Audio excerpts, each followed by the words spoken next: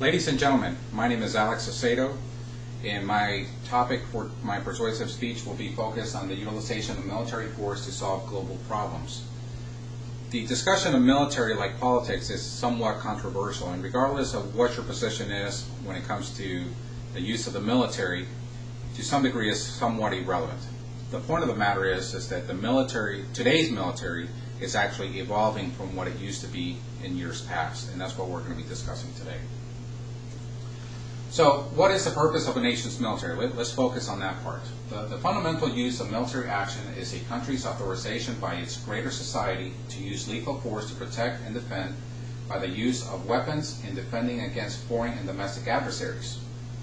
Military operations may also be utilized for humanitarian missions such as liberation of people and country from destructive forces not in accordance with global law.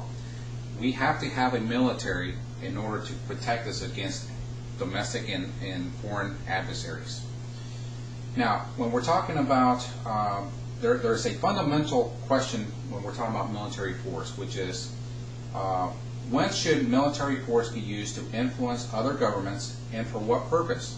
Fundamental questions. You have to ask yourself that question if you ever had to provide some kind of military action. Again, the question is, when should military force be used to influence other governments, and for what purpose? Over the time, military action has been reserved for more humanitarian missions than just greed and destruction, at least since the formation of the United Nations. The United Nations, since its inception, has made sure that we are operating under a global law. But every country would have to have a foreign policy.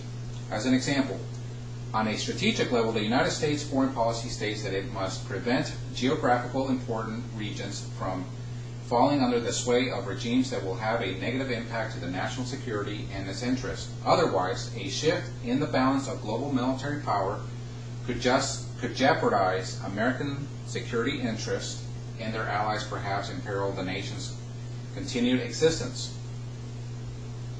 The other key component to that is the economical impact of this. The United States must maintain access to vital supplies of raw material to keep markets open for American products and investments.